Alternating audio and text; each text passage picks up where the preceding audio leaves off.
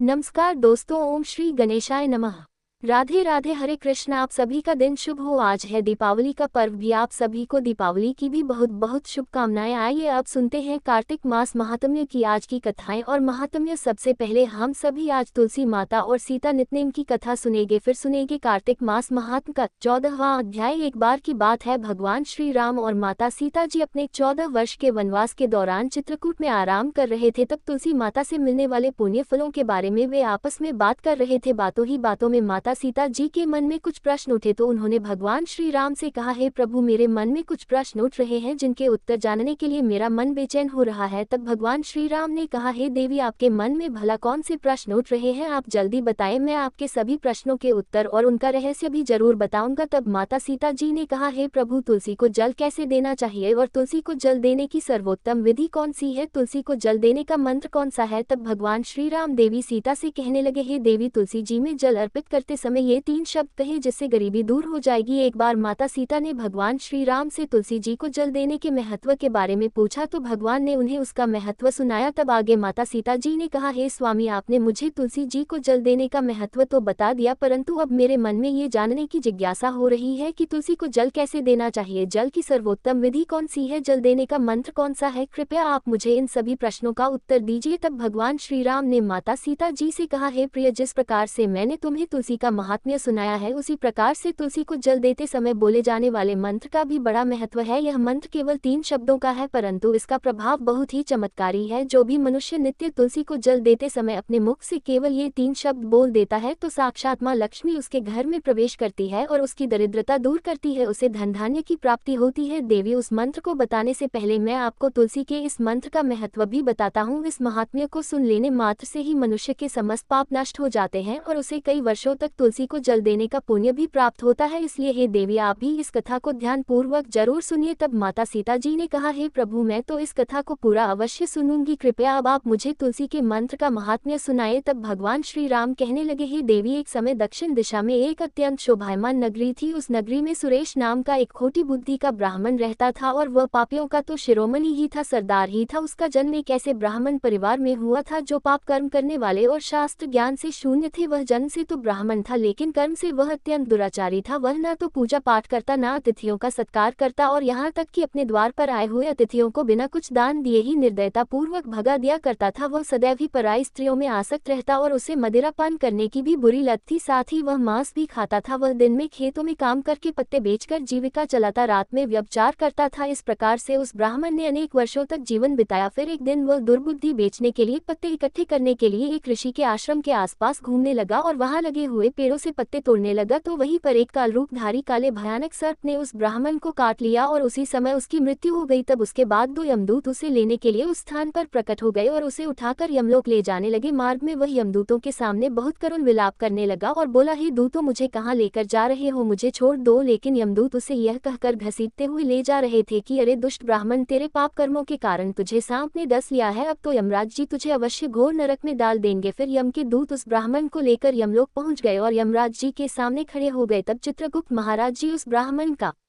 लेखा जोखा निकालकर यमराज जी से कहने लगे, हे धर्मराज, इस ब्राह्मण ने बचपन से लेकर मृत्यु तक पाप ही पाप किए हैं। अपने पूरे जीवन में तो इसने कोई पुण्य का काम ही नहीं किया। तब धर्मराज जी अपने दूतों से कहते हैं, हे दूतों, इस घोर पाप करने वाले ब्राह्मण को उठाकर ले जाओ और इसे नरक में डाल दो। फिर यम के दूत उस पंडित को लेकर नरक की भयंकर अग्नि में धकेल देते हैं। तो अनेक वर्षों तक नरक में सजा भुगतने के बाद उस ब्राह्मण को अपने दूसरे जन्म में एक बैल का शरीर मिला। बैल का जन्म पाकर वह बोझ उठाने का काम करने लगा। उसका मालिक उससे दिन रात काम करवाने लगा। फिर जब उस बैल की शक्ति कम हो गई तो उसके मालिक ने उसे एक लंगड़े आदमी को बेच दिया। तो उस लंगड़े आदमी ने उस बैल को खुद का बोझ उठाने के काम में उपयोग करना शुरू कर दिया। वह उसकी पीठ पर बैठकर दूर दूर घूमता था। इस प्रकार से उस बैल ने 10 वर्षों तक उस लंगड़े आदमी का बोझा उठाया। फिर एक दिन वह लंगड़ा आदमी उस बैल की पीठ पर बैठकर किसी ऊंचे पर्वत पर जा रहा था। उस पर्वत पर बहुत देर तक चढ़ाई करने के कारण वह बैल थक गया, उसकी शक्ति कम हो गई और वह बेहोश होकर जमीन पर गिर पड़ा और अंतिम सांसें लेने लगा। तो वहां पर खड़े लोगों को उस बैल पर बड़ी दया आ गई और वह उसके मुख में पानी डालने लगी। उन्हीं लोगों में एक पुण्यात्मा इंसान भी था, उसने उस बैल का कल्याण करने के लिए अपना समस्त पुण्य उस बैल को दे दिया। तो वहां पर खड़े हुए कुछ और लोगों ने भी अपने अपने पुण्य को उस बैल को समर्पित कर दिया। जब सभी लोग अपना अपना पुण्य उस बैल को समर्पित कर रहे थे तो वही भीड़ में एक वेश्या भी खड़ी थी और यह सब देखकर उस वेश्या ने भी अपना पुण्य उस बैल को दे दिया। फिर कुछ ही क्षणों के बाद उस बैल की मृत्यु हो गई और फिर उस स्थान पर यमदूत आए और उस बैल के शरीर से उस ब्राह्मण की आत्मा को निकालकर यमलोक ले गए। यमलोक में ले जाकर उसे यमराज जी के सामने खड़ा कर दिया। फिर चित्रगुप्त महाराज जी ने उसका लेखा जोखा देखा तो आश्चर्य में पड़ गए, क्योंकि वेश्या के द्वारा दिया गया पुण्य सबसे अधिक बड़ा था और उस पुण्य के प्रभाव से उस ब्राह्मण के सभी जन्मों के पाप नष्ट हो गए थे। फिर यमराज जी ने उस ब्राह्मण के सारे पाप क्षमा कर दिए और कहने लगे, हे ब्राह्मण, उस वेश्या ने तुझे अपना पुण्य देकर तुझ पर बड़ा उपकार किया है, केवल उसी के पुण्य के कारण तुम्हारे सब जन्मों के पाप नष्ट हो गए हैं। और फिर यमराज जी ने उसे एक बार फिर से मनुष्य योनि में जन्म प्रदान किया। इस बार उसे पृथ्वी पर एक उत्तम पंडित कुल में जन्म मिला। उस महापुण्य के प्रभाव से उसे इस नए जन्म में पूर्व जन्म की सारी बातें याद आने लगी। तो वह ब्राह्मण खड़ा हो गया और उसे याद आया कि पिछले जन्म में जब वह बैल था तो एक वेश्या ने मुझे अपने पुण्य दे दिए थे और उसके मन में उस वेश्या के बारे में जानने की इच्छा हो गई और उस महापुण्य के बारे में जानने के लिए वह उस वेश्या का पता लगाने के लिए ढूंढता हुआ उसके नगर में चला गया। तो वह वेश्या अब तक बूढ़ी हो गई थी। फिर जब उसे ढूंढने पर वह वेश्या मिल गई तो वह उसके सामने जाकर उसे बार बार प्रणाम करने लगा और उसका धन्यवाद करने लगा। तब वेश्या कहने लगी, हे ब्राह्मण, आप कौन हैं और किस कारण आप मुझ वेश्या को धन्यवाद कर रहे हैं? मैंने आपका कौन सा कार्य किया है कि आप मुझे बार बार धन्यवाद दे रहे हैं? तो वह ब्राह्मण कहने लगा, हे माता, मैं वही बैल हूँ जिसे तुमने अपना पुण्य दे डाला था। अपने पाप कर्मों के कारण मुझे पिछले जन्म में बैल का जन्म मिला था और उस पर्वत पर जब मैं मर रहा था तो तुमने मुझे अपना पुण्य दान दिया था और तुम्हारे पुण्य के प्रभाव से ही आज मुझे फिर से मनुष्य जन्म मिला है। तुम्हारे द्वारा दिए गए उसी पुण्य के कारण मुझे अपने पूर्व जन्म की सारी बातें याद है। लेकिन हे माता, मैं आज यहाँ पर यह जानने के लिए आया हूँ कि आपने मुझे उस समय अपना कौन सा पुण्य दान दिया था जिस कारण से मेरे सभी जन्मों के पाप खत्म हो गए। मैं उसी पुण्य के बारे में जानना चाहता हूँ। ब्राह्मण की बात सुनकर वेश्या ने कहा, हे ब्राह्मण, मैंने तो अपने जीवन में कभी कोई पुण्य का काम ही नहीं किया, परंतु मेरे घर में एक तोता है जो पिंजरे में रहकर हमेशा कुछ बोलता रहता है और उसी को सुन सुनकर मेरी अंतरात्मा पवित्र हो गई है। उसी तोते के द्वारा बोले गए मंत्र का पुण्य मैंने तुम्हें दान में दे दिया था। फिर वह वेश्या और पंडित उस तोते के पास गए। तब वहां जाकर ब्राह्मण ने उस तोते से पूछा, हे तोते, तुम कौन सा मंत्र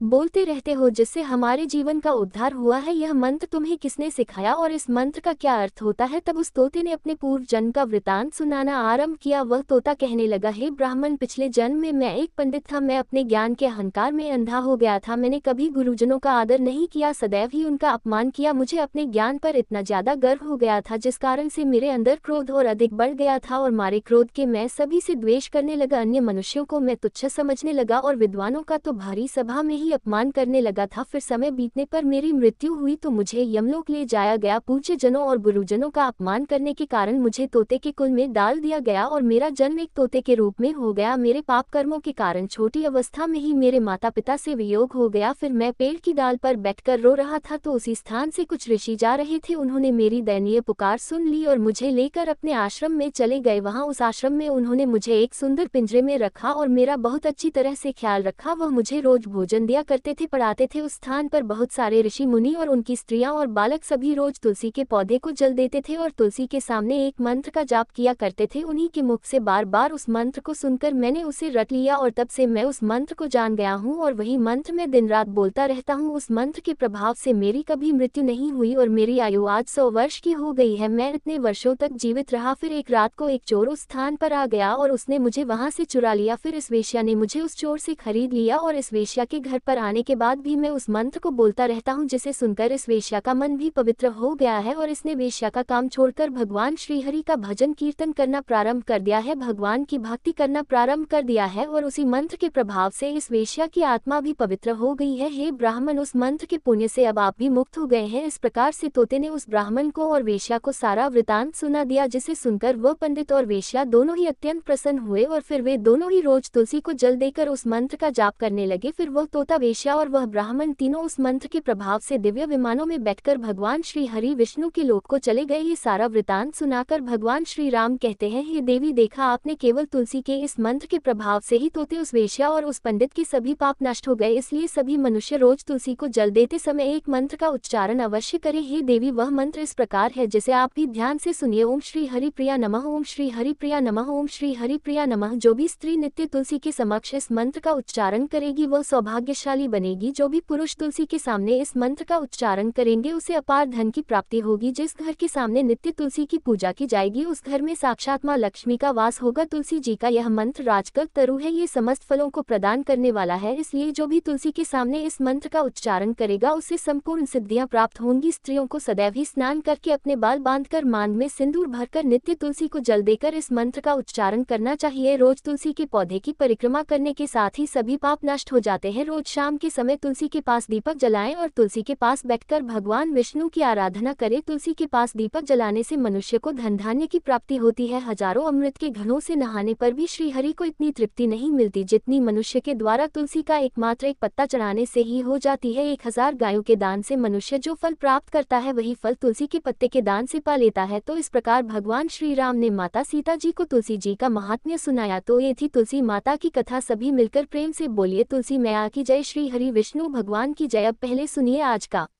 अध्याय। एक दिन महाराज पृथु ने नारद जी से पूछा, हे देवर्षि, समस्त गोपियों में राधा जी ही भगवान श्री कृष्ण को इतनी प्रिय क्यों है और कार्तिक मास में भगवान कृष्ण के साथ उनकी पूजा ही क्यों होती है। तब नारद जी ने कहा, हे राजन, पहले मनवंतर में पांचाल देश में प्राचीन वेही नाम का एक राजा था। उसने विष्णु भगवान का एक अत्यंत सुंदर और विशाल मंदिर बनवाया। उसमें नित्य प्रति विधि विधान से भगवान का पूजन हुआ करता था। उसी नगर की एक अति सुंदर स्त्री प्रेम में विवल होकर भगवान के सामने मोहक नृत्य किया करती थी। उसकी हर समय मात्र यही लालसा रहती थी कि वह किसी तरह भगवान के गले में बाहें डालकर नृत्य करे। एक दिन उसने अपना समस्त धन गरीबों में बांट दिया और भगवान के सम्मुख नाचते हुए अपने प्राण त्याग दिए। स्वर्ग में वह स्त्री चंद्रकीर्ति नामक अत्यंत सुंदर देवांगना बनी। एक दिन वह दर्पण में अपना अद्भुत रूप लावण्य देखकर मन ही मन कहने लगी कि भगवान के अतिरिक्त अन्य कोई मेरा पति नहीं हो सकता। ऐसा विचार करके वह भगवान की छवि मन में धारण कर नृत्य करने लगी। कुछ समय बाद दैत्यों के आतंक से दुखी होकर समस्त देवता ब्रह्मा जी की शरण में गए। ब्रह्मा जी ने भगवान विष्णु के कृष्ण अवतार लेने का संपूर्ण वृतांत देवताओं को सुनाया। साथ ही उनको आज्ञा दी ग्वाल बाल और देवांगनाएं गोपियों के रूप में जन्म लेकर भगवान की सेवा करे। देवांगना चंद्रकीर्ति ब्रह्मा जी से प्रार्थना करती हुई बोली, हे पितामह, भगवान स्वयं मेरे साथ नाचे, मेरा पूर्व जन्म का यह मनोरथ पूर्ण करने की कृपा कीजिए। तब ब्रह्मा जी ने वरदान देते हुए कहा कि तुम नंदग्राम में वृषभान गोप के यहाँ राधा नाम से जन्म लेकर समस्त ब्रज गोपिकाओं से अधिक भगवान को प्रिय होगी। उस समय भगवान तुम्हें अपने प्राणों से भी अधिक प्रिय समझेंगे तथा रासोत्सव में तुम उनके साथ नृत्य करोगी और इस प्रकार तुम्हारा मनोरथ पूर्ण हो जाएगा। ब्रह्मा जी के वरदान को पूर्ण करने के लिए श्री कृष्ण अवतार में भगवान ने फिर राधा जी के साथ रासोत्सव में नृत्य किया और उन्हें अपने प्राणों से भी अधिक प्रेम माना। सभी प्रेम से बोलिए श्री राधा रानी की जय। हरे कृष्ण। कार्तिक मास महात्म्य में आज बस इतना ही। अब सुनिए सीता नित्यनेम और लपसी तपसी की कहानी। इस कहानी को सीता माता कहती थी और प्रभु श्री राम सुना करती थी। एक दिन श्री राम भगवान को किसी काम के लिए बाहर जाना पड़ा तो सीता माता कहने लगी कि भगवान, मेरा तो 12 वर्ष का नित्यनेम है, अब आप बाहर जाएंगे तो मैं अपनी कहानी किसे सुनाऊंगी। तब श्री राम ने कहा कि सीते, आप कुएं की पाल पर जाकर बैठ जाना और वहां पर जो भी औरतें पानी भरने आएंगी उन्हें अपनी कहानी सुना दिया करना। सीता माता कुएं की पाल पर जाकर बैठ गई। तभी एक स्त्री आई। उसने रेशम की जरी की साड़ी पहन रखी थी और सोने का घड़ा ले रखा था। सीता माता उसे देखकर कहने लगी, बहन, मेरा 12 वर्ष का नित्यनेम सुन लो। पर वह स्त्री बोली कि मैं तुम्हारा नित्यनेम सुनूंगी तो मुझे तो घर जाने में देर हो जाएगी और मेरी सास मुझसे झगड़ा करेगी, इसलिए उसने कहानी नहीं सुनी और अपने घर चली गई। लेकिन उसके घर जाते ही उसकी रेशम चरी की साड़ी फट गई, सोने का घड़ा मिट्टी के घड़े में बदल गया। सासू ने देखा तो पूछा, अरे बहू, ये किसका दोष अपने सिर लेकर आ गई है। बहू बोली, माँ जी, कुएं पर एक औरत बैठी थी, उसने अपनी कहानी सुनने के लिए कहा लेकिन मैंने नहीं सुनी, शायद उसी का ये फल मुझे मिला है। बहू की बात सुनकर अगले दिन वही साड़ी और वही घड़ा लेकर सास कुएं की पाल पर गई। सास को वहीं पर सीता माता बैठी मिली तो माता सीता ने कहा, बहन, मेरी कहानी सुन लीजिए। सासू बोली, एक बार छोड़, मैं तो 4 बार कहानी सुन लूंगी। तब सीता माता बोली, राम आए, लक्ष्मण आए, देश के पुजारी आए, नित नेम का नेम लाए, आओ राम बैठो, राम तपी रसोई जिमो, राम माखन मिश्री खाओ, राम दूध पताशा पियो, राम सूत के पलका मोठो, राम शाल दुशाला पोठो, राम शाल दुशाला ओढ़ो, राम जब बोलो राम ही राम, राम सवारे सबके काम खाली, घर भंडार भरेंगे, सबका बीड़ा पार करेंगे, श्री राम जय राम जय जय राम। सासू बोली, बहन, कहानी तो बहुत अच्छी लगी। फिर कहानी सुनकर सासू घर चली गई और उसकी साड़ी फिर से रेशम जरी की बन गई, मिट्टी का घड़ा भी फिर वापस से सोने के घड़े में बदल गया। बहू ने देखा तो कहने लगी, सासू माँ, आपने ये सब कैसे किया। सासू बोली, बहू, तू दोष लगाकर आई थी और मैं अब दोष उतार कर आ रही हूँ। बहू ने पूछा कि माँ जी, वह कुएं वाली स्त्री कौन है। सासू ने बताया कि वह तो सीता माता थी, वह पुराने से नया कर देती है।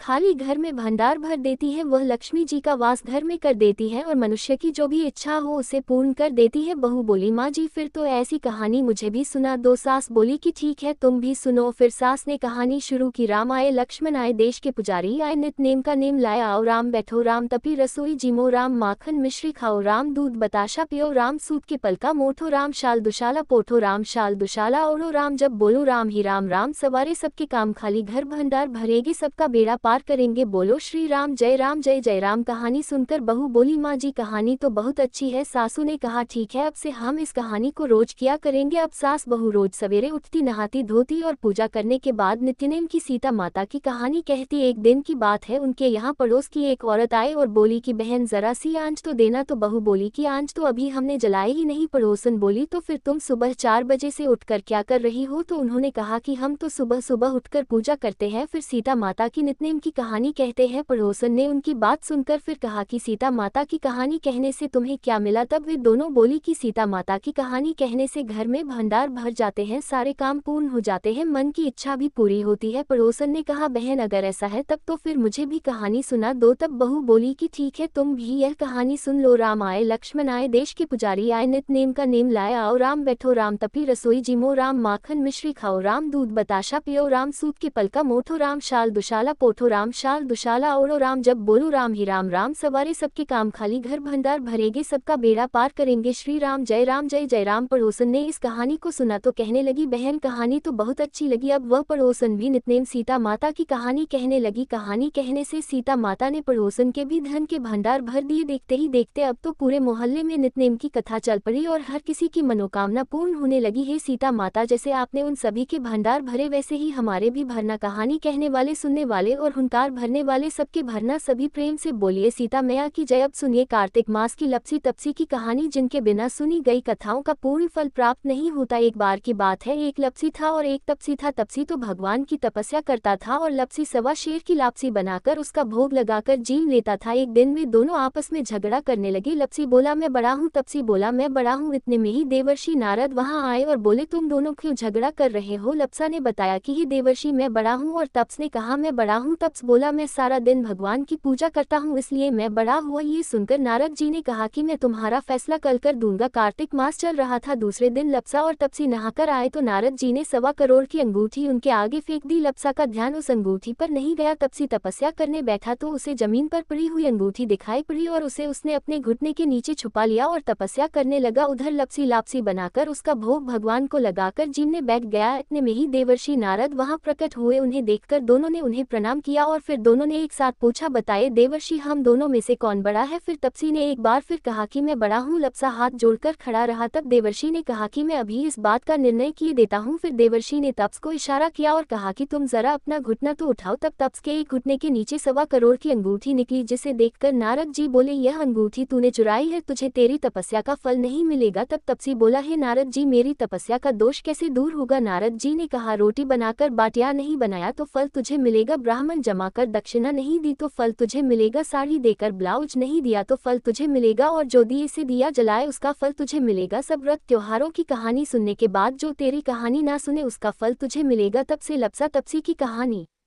सुनी और सुनाई जाती है। कहानी सुनने के बाद कहा जाता है, लपसी को फल लपसा ना हो, तपसी को फल तपसी ना हो, महा की कहानी कथा को फल महाने हो। ये थी लपसा और तपसी की कहानी। सभी प्रेम से बोलिए कार्तिक के ठाकुर राय दामोदर जी की जय। अब सुनिए श्री तुलसी स्तोत्र, तुलसी चालीसा पाठ और आरती। सनातन धर्म में तुलसी को अत्यंत पूजनीय माना जाता है। जिस घर के आंगन में तुलसी होती है वहाँ कभी कोई कष्ट नहीं आता और माँ तुलसी के नाम के उच्चारण मात्र से ही भगवान विष्णु प्रसन्न हो जाते हैं। तुलसी जी में जल चढ़ाने से घर में सुख समृद्धि आती है तथा हर प्रकार के रोग शोक आदि व्याधि से मुक्ति मिल जाती है। तुलसी जी की पूजा करते समय श्री तुलसी स्तोत्र का पाठ जरूर करना चाहिए। ऐसा करने से माता तुलसी जल्द प्रसन्न होती हैं और माता तुलसी जी की पूजा का भक्तों को दोगुना फल मिलता है। तो प्रिय श्रोताओं, अब आपको पुनरीकृत तुलसी स्तोत्र का हिंदी अनुवाद सुना रहे हैं। आप सब भी मन में श्रद्धा रखकर तुलसी स्तोत्र का हिंदी अनुवाद सुनिए। देवी तुलसी माँ को मेरा प्रणाम है, मैं आपको नमन करता हूँ। हे विश्व की पालक, आप श्री हरि की परम प्रिय है। हे देवी, आपकी शक्ति के कारण ब्रह्मा से लेकर सभी देवता इस संपूर्ण संसार को बनाए रखने और उसका अंत करने में सक्षम है। इसका अर्थ है कि आपके कारण ही ब्रह्मा जी के साथ अन्य देवता गण सृष्टि के निर्माण, उसके पालन पोषण और विनाश में लगे हुए हैं। देवी तुलसी जी, आपको मेरा प्रणाम है, जो जीवन में कल्याण लाती है। उन देवी तुलसी को नमस्कार है जो श्री विष्णु जी की प्रिय है और जो शुभ है, मुक्ति प्रदान करने वाली और समृद्धि प्रदान करने वाली। देवी तुलसी को नमस्कार है, देवी तुलसी को नमस्कार है। हे देवी, कृपया मुझे सभी प्रकार के दुर्भाग्य और विपत्तियों से बचाए रखना। हे देवी, आपकी महिमा का वर्णन करना, यहाँ तक कि आपका स्मरण मात्र ही मनुष्य को पवित्र बना देता है। देवी तुलसी जी को प्रणाम। मैं देवी तुलसी को पूरी श्रद्धा के साथ प्रणाम करता हूँ, जो देवियों में सबसे प्रमुख है और जिनका तेजो में रूप है, जिसे देखकर इस नश्वर संसार के सभी पापी अपने पापों से मुक्त हो जाते हैं। देवी तुलसी को मेरा प्रणाम है। इस पूरे विश्व को देवी तुलसी जी ने संरक्षित किया है, जिसमें गतिमान और अचल दोनों प्राणी शामिल हैं। देवी पापी व्यक्ति के सभी पापों को नष्ट कर देती है एक बार जब वे उन्हें देखते हैं और भक्ति के साथ उनके सामने आत्मसमर्पण करते हैं। इसका अर्थ है कि माता तुलसी चर और अचर समेत पूरे जगत की रक्षा करती है और अपने दर्शन मात्र से ही पापी मनुष्यों के सभी पापों को नष्ट कर देती है, या फिर तुलसी जी के दर्शन मात्र से ही पापियों के पाप नष्ट हो जाते हैं। देवी तुलसी को मेरा प्रणाम है। जो भी श्रद्धा के साथ देवी तुलसी के सामने हाथ जोड़कर प्रणाम करते हैं, वे इस कलयुग के बंधनों को पार कर जाते हैं और सभी प्रकार की सुख और प्रसन्नता को प्राप्त करते हैं, फिर चाहे वह महिला हो, व्यापारी हो या अन्य कोई भी। जन्मी तुलसी को मेरा नमस्कार। देवी तुलसी के समान इस पृथ्वी पर और कोई देवता नहीं है। देवी विश्व को उसी प्रकार शुद्ध करती है जैसे वैष्णव भगवान विष्णु जी के संग से शुद्ध होते हैं। देवी तुलसी को मेरा प्रणाम। इस कलयुग में भगवान विष्णु जी के माथे पर तुलसी पत्र चढ़ाना भक्तों के मस्तक पर विष्णु जी के वरदान, कृपा और आशीर्वाद को हमेशा बनाए रखता है। इसका अर्थ है कि जो भी व्यक्ति इस कलयुग में भगवान श्री विष्णु जी के मस्तक पर तुलसी जी को अर्पित करता है, उसके ऊपर हमेशा भगवान विष्णु जी का आशीर्वाद बना रहता है। देवी तुलसी को नमस्कार है। तुलसी जी में हमेशा सभी देवी देवताओं का वास रहता है, इसलिए इस संसार में तुलसी जी की पूजा करना सभी देवी देवताओं की पूजा के समान है। इसका अर्थ है कि तुलसी जी की पूजा से सभी देवों की पूजा संपन्न हो जाती है। देवी तुलसी को मेरा नमस्कार है। आप सब कुछ जानने वाली है और भगवान विष्णु जी के प्रिय है। अपने भक्तों को आप सभी प्रकार की समृद्धि प्रदान करती है। देवी, कृपया मुझे सभी प्रकार के पापों से बचाएं। हे देवी तुलसी जी को नमस्कार है। पहले के समय में ये भजन बुद्धिमान पुंडरीक के द्वारा हर रोज भगवान श्री विष्णु जी की पूजा करते हुए उन्हें तुलसी के पत्तों से अलंकृत करते हुए गाया जाता था। देवी तुलसी जी को नमस्कार है, जिनके 16 नाम है। तुलसी, श्री महालक्ष्मी, विद्या, अविद्या, यशविनी, धर्म का अवतार यानी धर्मिया, धर्मान्नाना देवी, देवी देव, मन प्रिया यानी देवियों और देवों को प्रिय, लक्ष्मी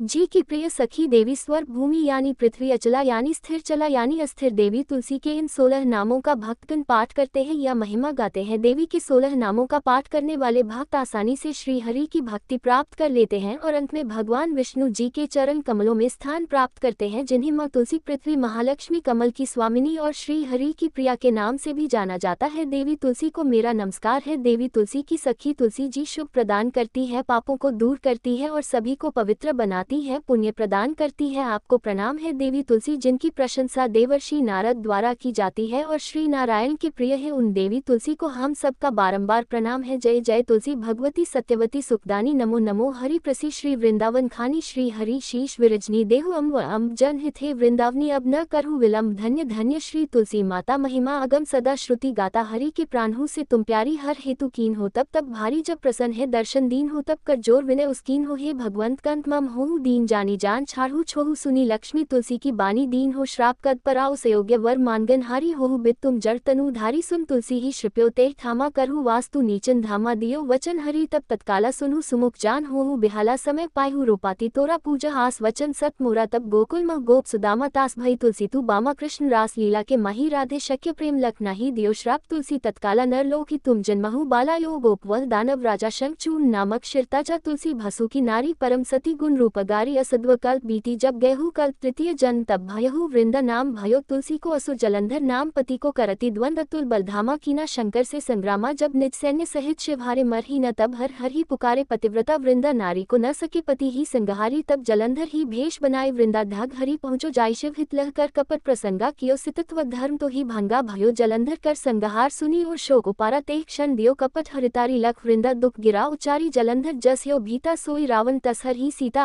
प्रस्तर समहृदय तुम्हारा धर्म अखंडी मम पते संगहारा, यही कारण लह श्राप हमारा होवे तनुपाशन तुम्हारा, सुनी हरि तुरंत ही वचन उचारे दियो श्राप बिना विचारे लिख्यो ना निज करतूत, पति को छलन चाहियो जब पार्वती को जड़ मति तू असहो जड़ रूपा, जग में तुलसी बिटप अनुपा धग रूप हमशाली ग्रामा, नदी गण की बीच ललामा, जो तुलसी दल हम ही चढ़ है सब सुख भोग परम पद पेई है, बिनु तुलसी हरि जलत शरीरा अतिशय उत्तशी शु पीरा, जो तुलसी दल हरि सिर धारत सो सहस्त्र घट अमृत दारत, तुलसी हरि मन रंज निहार रोग दोष दुख भंज निहारी, प्रेम सहित हरि भजन निरंतर, तुलसी राधा में ना अंतर व्यंजन हो 56 प्रकारा, बिन तुलसी दल न हर प्यारा सकल तीरथ, तुलसी तरु छाही लहत मुक्ति जन संशय नाह, कवि सुंदर एक हरि गुण गावत, तुलसह निकट सहस गुण पावत, बसत निकट दुर्वासा धामा, जो प्रयास ते पूर्व ललामा पाठ करह, जो नित नर नारी हो सुख भाह त्रिपुरारी, तुलसी चालीसा पढ़ तुलसी तरु ग्रह धारी, दीप दान कर पुत्र फल पाओ, बंध नारी सकल दुख दरिद्र हरिहार, परम प्रसन्न आश धन जन लड़ कर बसे, पूर्ण अत्र लाह अभिमत बल जगत मह लाह, पूर्ण सब काम जय दल अर्प, तुलसी त सहस बसे हरि राम, तुलसी महिमा नाम लग, तुलसी सूत सुख राम मानस 40 रचो जगमग, तुलसीदास प्रेम से बोलिए तुलसी महारानी की जय, तुलसी महारानी नमो नमो, हर की बट रानी नमो नमो नमो, तुलसी महारानी नमो नमो, धन तुलसी पूर्ण तप कीनो शालिग्राम बनी पटरानी नमो नमो, तुलसी महारानी नमो नमो, हर की पटरानी नमो नमो, जाके पत्र मंजरी कोमल श्रीपति कमल चरण लपटानी नमो नमो, तुलसी महारानी नमो नमो, हरि की पटरानी नमो नमो, कौन महीने बोई रानी तुलसी कौन महीने हुई हरियाली नमो नमो, तुलसी महारानी नमो नमो, हर की पटरानी नमो नमो, कौन महीने हुई तेरी पूजा कौन महीने हुई पटरानी नमो नमो, तुलसी महारानी नमो नमो, आषाढ़ मास में बोई रानी तुलसी सावन महीने हुई हरियाली नमो नमो, तुलसी महारानी नमो नमो, हरि की पटरानी नमो नमो, कार्तिक मास में हुई तेरी पूजा मंगसर मास हुई पटरानी नमो नमो, तुलसी महारानी नमो नमो, हर की पटरानी नमो नमो, धूप दीप नैवेद्य आरती पुष्पन की वर्षा बरसानी नमो नमो, तुलसी महारानी नमो नमो, हरि की पटरानी नमो नमो, 56 भोग छो व्यंजन बिन तुलसी हरि एक न मानी नमो नमो, तुलसी महारानी नमो नमो, हरि की पटरानी नमो नमो, जो तुलसी को सवेरे गाए श्री कृष्ण के दर्शन पाए नमो नमो, तुलसी महारानी नमो नमो, हर की पटरानी नमो नमो, जो तुलसी को दोपहर गाए खीर खान का भोग लगाए नमो नमो, तुलसी महारानी नमो नमो, हरि की पटरानी नमो नमो, जो तुलसी को साज को गाए श्री कृष्ण कृष्ण की आरती उतारे नमो नमो, तुलसी महारानी नमो नमो, हर की पटरानी नमो नमो, जो तुलसी को रात को गाए श्री कृष्ण के चरण दबाए नमो नमो, तुलसी महारानी नमो नमो, हरि की पटरानी नमो नमो, सब सखी मैया तेरो यश गावे भक्ति दान दी महारानी नमो नमो, तुलसी महारानी नमो नमो, हर की पटरानी नमो नमो, तुलसी महारानी नमो नमो, हर की पटरानी नमो नमो, प्रेम से बोलिए श्री कृष्ण भगवान की जय, तुलसी महारानी की जय। धन्यवाद।